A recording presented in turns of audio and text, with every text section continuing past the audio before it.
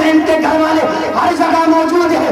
یزید کا خاندان مٹ گیا, یزید کا خاندان برباد ہو گیا, یزید کا خاندان تباہ و برباد ہو گیا, یزید کا خاندان ختم ہو گیا. میں نے کہا وجہ کیا بنی؟ تو کسی شاعر نے کہا ارے مٹی میں مل گئے ہیں ارادے یزید کے, لہرا رہا ہے آج بھی پرچم حسین کا. کس لیے نہیں ہے ذرا غور کرنا, وہ ڈرتا تھا, وہ بزدل تھا, اس لیے عزم سے, صبر سے, احساس سے ڈر لگتا ہے. کیا وجہ؟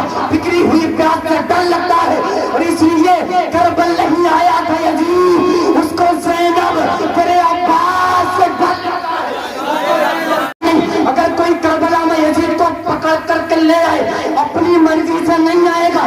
اگر کوئی لے آئے یزید کو, کوئی لے آئے, کوئی اگر کربلا میں یزید کو لے آئے پھر اسے بھی کہنا پڑے گا حسین زندہ باد. اور مدینہ اس لیے افضل ہے کہ وہاں پر نبی پاک علیہ السلام آرام فرما ہے. کیا جو دونوں جگہ ہے یہ افضل و اعلیٰ ہوئی ہے میرے نبی کی وجہ سے, یہ اشرف و مکرم ہوئی ہے میرے نبی کی وجہ سے, یہ افضل و اعلیٰ ہوئی ہے میرے نبی کی وجہ سے. دونوں جگہ پر میرے نبی ہے, ایک جگہ پر نبی پیدا ہوئے, دوسری جگہ پر نبی آرام فرما ہے. میں نے کہا تم نے کیا وہ حدیث پاک نہیں پڑھی؟ میرے آقا علیہ السلام حضرت عبداللہ ابن عباس رضی اللہ تعالی عنہ کے خواب میں تشریف لائے. اللہ اکبر. حضرت عبداللہ ابن عباس نے نبی کو دیکھا, نبی کے بال بکھرے ہوئے ہیں, نبی کے ہاتھ میں ایک شیشی ہے, اس شیشی کے اندر خون جمع ہے. حضرت عبداللہ یا رسول اللہ ما هذه الدم, یا رسول اللہ یہ خون کس کا ہے, یا رسول اللہ یہ شیشی کے اندر خون کس کا ہے؟ میرے نبی نے فرمایا حضرت دم الحسینی والاصحابی کہ یہ خون میرے بیٹے حسین کا ہے, اس کے ساتھیوں کا خون ہے. اب میں کہنا چاہتا ہوں مدینہ اس لیے افضل کہ نبی پاک آرام فرما ہے, مکہ اس لیے افضل کہ نبی پاک پیدا ہوئے. دونوں جگہ نبی پاک کی آمد کی وجہ سے افضل. اب ان دونوں جگہ میں جو مرے گا امر والوں کی جماعت میں اٹھایا جائے گا. لیکن دنیا والوں کیا تم کو پتا نہیں ہے کہ جس وقت میرے حسین کی گردن پر خنجر چلایا جا رہا تھا, جس وقت ظالم حسین کو شہید کر رہا تھا, اس وقت حسین کے سامنے کسی دنیا دار کا چہرہ نہیں تھا, مدینے کے تاجدار کا چہرہ تھا. نعرہ تکبیر, نعرہ رسالت, لگے اعلیٰ حضرت فیضان حضور امام حسین حضرت رضا مولانا ریحان احمد شامی صاحب حفظہ اللہ.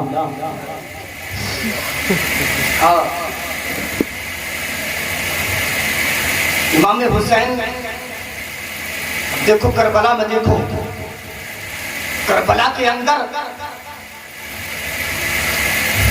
حضرت قاسم ہے, حضرت قاسم کربلا کے اندر شہادت پر ناز ہے. حضرت حر کربلا کے اندر شہادت پر ناز, حضرت حبیب کربلا میں شہادت پر ناز, حضرت علی اصغر کربلا میں شہادت پر ناز ہے, حضرت علی اکبر کربلا میں شہادت پر ناز ہے.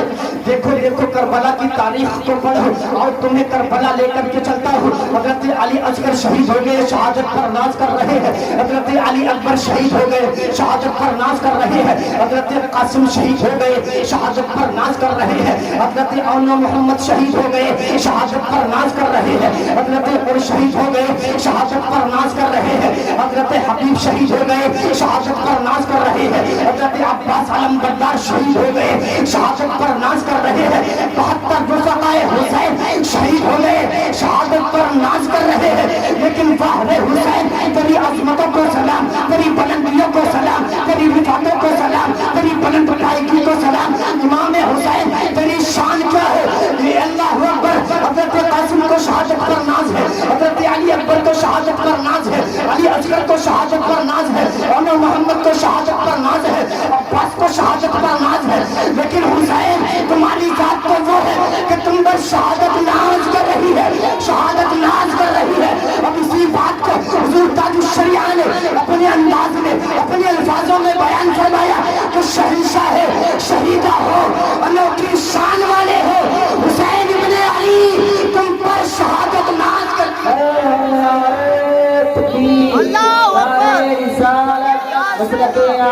حضرت مولانا ریحان احمد شامی صاحب حفظہ اللہ. نعرہ تکبیر, نعرہ حسین ابن علی تم پر شہادت ناز کرتی ہے. رب کا قرآن فرماتا ہے وَلَا تَقُولُوا لِمَنْ يُقْتَلُ فِي سَبِيلِ اللَّهِ أَمْوَاتٌ کہ جو اللہ کے راہ میں شہید کر دیے جائے ان کو مردہ نہ کرو, ان کو مردہ نہ کہو, بل احیاء بلکہ وہ زندہ ہے, وَلَكِنْ لَا تَشْعُرُونَ لیکن تم کو ان کی زندگیوں کا شعور نہیں.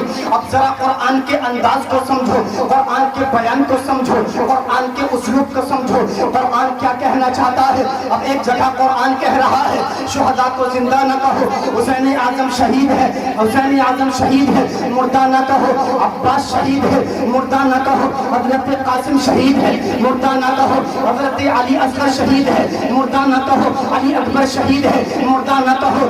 ہم شہید ہے, مردہ نہ کہو. اون محمد شہید ہے, مردہ نہ کہو. ایک طرف قرآن کہتا ہے شہداء کو مردہ نہ کہو, لیکن یہی قرآن ہے, یہی قرآن ہے, یہی قرآن کہتا ہے فَإِنَّكَ لَا تُسْمِعُ الْمَوْتَىٰ کہ محبوب تم ان مردوں کو نہ سنا سکو گے, ولا سکو گے.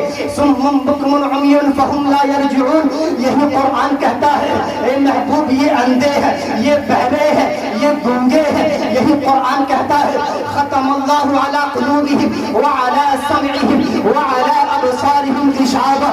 اب ایک طرف قرآن کہہ رہا ہے شہداء کو مردہ نہ کہو, یہ زندہ ہے. اب شہید کون ہے؟ جن کی گردن کو اللہ کے راہ میں کاٹ دیا گیا وہ شہید ہے, جن کی روح دنیا سے جو ہے جسم کے اندر سے نکل گئی وہ شہید ہے. لیکن ایک طرف قرآن کہہ رہا ہے شہداء کو مردہ نہ کہو. میری بات کو ذرا توجہ سے سننا, انشاءاللہ مزہ آ جائے گا. رب کا قرآن کہتا ہے شہداء کو مردہ نہ کہو. اب یہی رب کا قرآن کہتا ہے محبوب یہ مردے ہے. کیا کہتا ہے؟ یہ مردہ ہے. مردہ کون ہے؟ ابو جہل ہے, ابو لہب ہے, عتبہ ہے, شیبہ ہے. اب دیکھو ابو جہل ابھی زندہ ہے, زمین پر چل رہا ہے, لیکن قرآن کہتا ہے کہ یہ زندہ نہیں, یہ مردہ ہے. اب شہید, وہ شہید جس کی گردن کو کاٹ دیا گیا, وہ شہید جس کی روح کو قبض کر لیا گیا, قرآن کہتا ہے نہیں نہیں یہ مردہ نہیں, یہ زندہ ہے. قرآن کہتا ہے نہیں نہیں یہ مردہ نہیں, یہ زندہ ہے. میں نے کہا قرآن تو بتا تو صحیح یہ موت و زندگی کا فلسفہ کیا ہے؟ جس کی روح پرواز کر گئی, جس کی گردن کو کاٹ دیا گیا, تو کہتا ہے وہ زندہ ہے. لیکن وہ جو دنیا میں چل رہا ہے, جو زمین پر چل رہا ہے, جو دنیا میں سانس لے رہا ہے, تو اسی کو کہہ رہا ہے یہ مردہ ہے. ایک طرف مر گیا تو کہتا ہے نہیں مردہ نہیں زندہ ہے, ایک طرف زندہ ہے تو کہتا ہے نہیں نہیں یہ مردہ ہے. میں نے کہا قرآن بتا تو صحیح یہ موت و زندگی کا فلسفہ کیا ہے؟ زندہ کون ہے, مردہ کون ہے؟ تو قرآن نے کہا نادان. حضرت ذرا توجہ, قرآن نے کہا نادان تو اس کو پتا نہیں ہے کوئی سینے کی دھڑکن رکھنے سے زندہ نہیں ہوتا, بلکہ زندہ وہی ہوتا ہے جو سینے کو مصطفیٰ کی محبت کا مدینہ بنا لے, جو اپنے سینے کو مصطفیٰ کی محبت کا, زور سے بولو, مصطفیٰ کی محبت کا مدینہ بنا لیتا ہے. نبی سے پیار کرو, نبی والوں سے پیار کرو, حسنین سے پیار کرو, پنجتن پاک سے پیار کرو. کیا شان ہے میرے پنجتن پاک کی, ذرا ملاحظہ کرو. حدیث پاک ہے اللہ کے حبیب علیہ السلام ایک دن حضرت ام سلمہ رضی اللہ تعالی عنہا کے حجرے پاک میں آئے. نبی علیہ السلام حجرے کے اندر آئے, وہ سلام آئے. حضرت ام سلمہ رضی اللہ تعالی عنہا کے حجرے پاک میں نبی علیہ السلام نے ارشاد فرمایا کہ اے ام سلمہ اب اگر کوئی بھی دروازے کے اندر آئے اس کو اندر آنے کی اجازت نہیں ہے. کچھ دیر ہوئی کہ دروازے پر کسی نے دستک دی, اللہ اکبر. حضرت ام سلمہ نے دروازہ کھولا تو کیا دیکھا کہ دروازے کے سامنے, دروازے کے آگے حضرت فاطمہ الزہرا سلام اللہ علیہا کھڑی ہے. اللہ الصمد. حضرت ام سلمہ فاطمہ نے اندر آنے کی اجازت دے دی. حضرت فاطمہ الزہرا آئیں, اس کے بعد حضرت مولا علی آئے, اس کے بعد حضرت امام حسین آئے, اس کے بعد حضرت امام حسن پاک آئے. اب نبی پاک علیہ السلام نے حضرت علی پاک کو اپنی چادر تطہیر کے اندر لیا, حضرت فاطمہ پاک کو اپنی چادر کے اندر لیا, حضرت حسن پاک کو اپنی چادر کے اندر لیا, حضرت حسین پاک کو اپنی چادر کے اندر لیا. نبی علیہ السلام نے ہاتھوں کو دعا کے لیے بلند فرمایا. میرے نبی نے فرمایا اللہم ہؤلاء اہل بیتی, اے مولا یہ میرے اہل بیت ہے, اذھب عنہم الرجس, مولا تو ان سے ناپاکی کو دور کر دے, اے اللہ تو ان سے جو ہے رجس کو دور کر دے. وہی طاہرۃ تطہیرا, مولا ان سے جو ہے تو ان کو خوب پاک و صاف کر دے, ان کو ستھرا کر دے. اب اس چادر تطہیر کے اندر کون تھا؟ ایک تھے علی پاک, ایک تھی فاطمہ پاک, ایک تھے حسن پاک, ایک تھے حسین پاک, ایک تھے نبی پاک. ہم سنیوں نے عقیدہ نکال لیا, ہم اسی حدیث کی روشنی میں کہتے ہیں ہم یہی تو اللہ اکبر اس چادر تطہیر کے جو اندر تھے حسن پاک تھے, حسین پاک تھے, اللہ اکبر علی پاک تھے, فاطمہ پاک تھی, نبی پاک تھے. ہم نے کہا ہم انہی کے تو پنجتن پاک کہتے ہیں. سبحان اللہ, پنجتن پاک کہتے ہیں. یہ شان ہے میرے حسین کی, یہ شان ہے, یہ عظمت ہے. اللہ الصمد امام حسین رضی اللہ تعالی عنہ کتنی بڑی فضیلتوں کے مالک, کتنی بڑی عظمتوں کے مالک. اللہ اکبر. اب نام ہی ایسے ہیں دیکھو, اللہ الصمد امام حسین رضی اللہ تعالی عنہ, جناب حسین سبحان اللہ نبی علیہ الصلوۃ والسلام ارشاد فرمایا من قال سبحان اللہ وبحمدہ غرست لہ نخلۃ فی الجنہ. جو کوئی سبحان اللہ یا الحمدللہ کہتا ہے اللہ رب العزت جنت میں اس کے نام کا کھجور کا درخت لگوا دیتا ہے. کتنی بڑی فضیلت سبحان اللہ کہنے. اور میری بات کی تائید بھی ہو جائے گی سبحان اللہ کہنے سے, میری بات کی تصدیق بھی ہو جائے گی. میں یہ سمجھوں گا کہ آپ لوگوں کو میری بات سمجھ میں آ رہی ہے. اللہ الصمد یہ کتنے بڑی عظمتوں کے, رفعتوں کے, شانوں کے مالک ہیں پنجتن پاک. ہم آئیے آپ کو ایک بات اور سمجھاتا چلوں. ہم نماز پڑھتے ہیں, نماز کے اندر تشہد میں بیٹھتے ہیں, تشہد کے بعد ہم درود ابراہیمی پڑھتے ہیں. ہم پڑھتے ہیں اللہم صلی علی محمد وعلی آل محمد, پڑھتے ہیں کہ نہیں؟ اب ذرا سمجھو یہ درود پاک ہم کس لیے پڑھتے ہیں؟ نماز پڑھتے ہیں خدا کے لیے, قیام کیا خدا کے لیے, رکوع کیا خدا کے لیے, سجدہ کیا خدا کے لیے, تشہد میں بیٹھے خدا کے لیے. لیکن مولا تیری کیا شان ہے. لیکن جب درود پاک کی باری آتی ہے تو درود پڑھتے ہیں مصطفیٰ پر, نبی کی آل پر. تو ہم نے پوچھا مولا بتا تو صحیح یہ درود پاک پڑھنے کا مقصد کیا ہے؟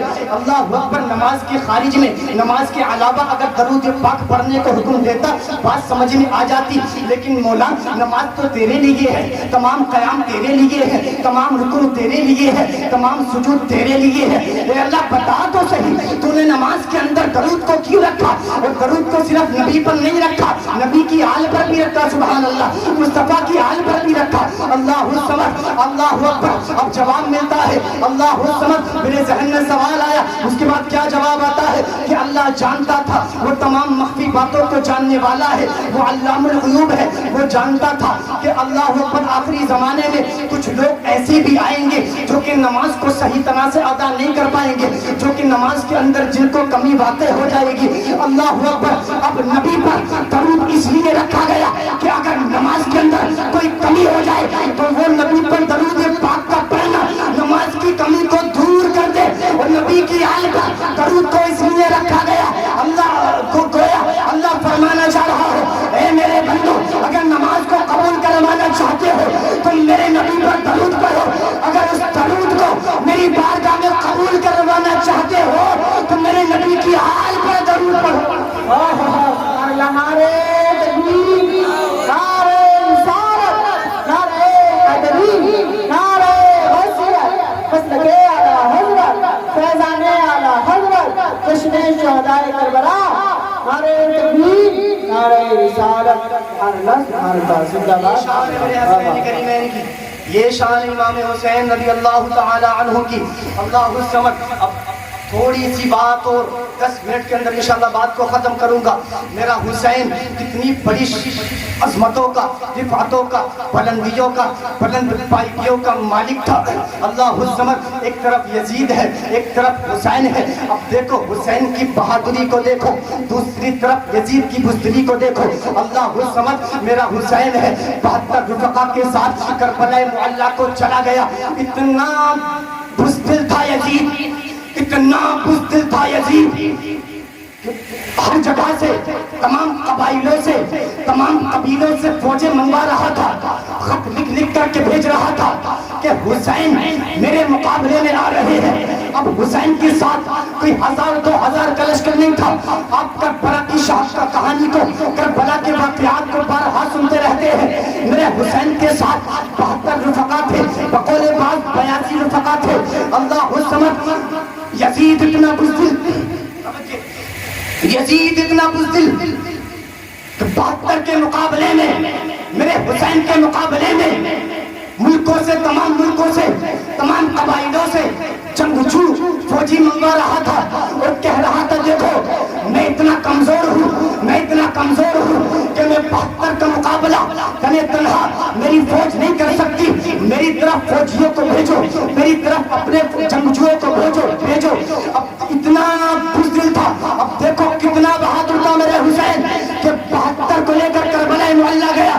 9 محرم الحرام ہے، رات کا سناٹا ہے، چراغ کو بجھا دیا گیا، چراغ کو جو ہے بجھا دیا گیا. حسین اعظم نے فرمایا اے میرے ساتھیوں، اے میرے ساتھیوں، اگر یہ جو یزیدی ہے یہ میرے خون کے پیاسے ہیں، ان کا تم سے کسی کا کوئی لینا دینا نہیں ہے، ان کا تم سے کوئی سرمایہ نہیں ہے، یہ میرے خون کے پیاسے ہیں. اتنا بہادر تھا حسین کہ 72 کو چراغ بجھا کر کے کہہ رہا تھا جس کو جانا ہو واپس چلا جائے، مدینہ چلا جائے، مکہ چلا جائے. اللہ اکبر. وہ کتنا بزدل تھا یزید، توجہ ہے نا، کتنا بزدل تھا یزید کہ ملک کے شام میں بیٹھا رہا. 22,000 کی فوج کو بھیجا، ڈر کے مارے کربلا نہیں آیا، ڈر کے مارے کربلا نہیں آیا.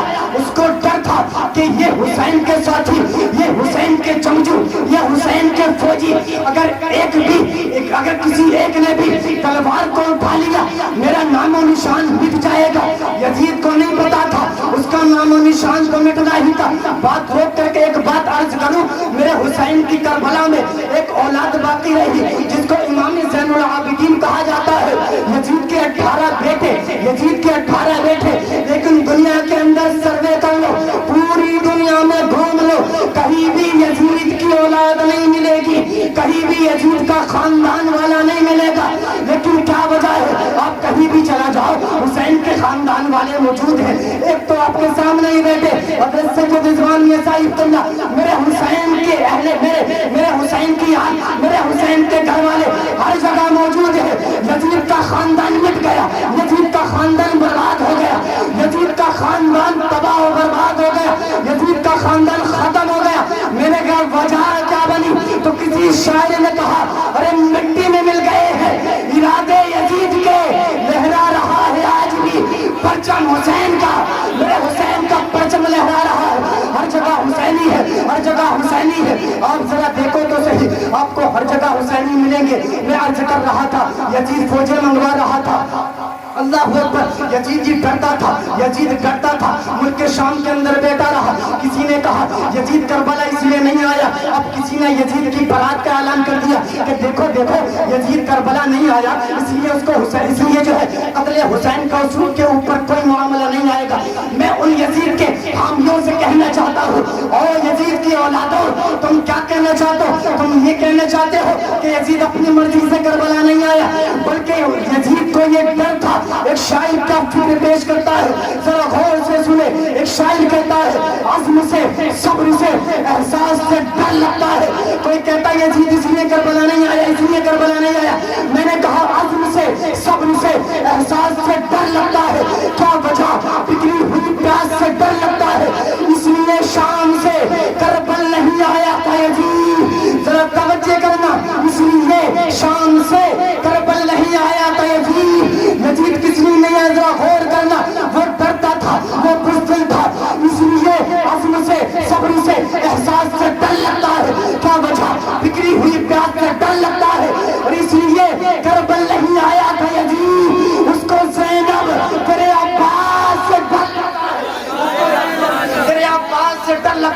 کوئی کہتا ہے یزید اس لیے نہیں آیا اس لیے نہیں آیا، اور کسی شاعر نے کیا خوب فکر پیش کی، کیا نظریہ پیش کیا، کسی شاعر نے کہا کہ اگر یزید کو کربلا میں لے آئے، یعنی یزید آئے نہیں، اگر کوئی کربلا میں یزید کو پکڑ کر کے لے آئے، اپنی مرضی سے نہیں آئے گا، اگر کوئی لے آئے یزید کو کوئی لے آئے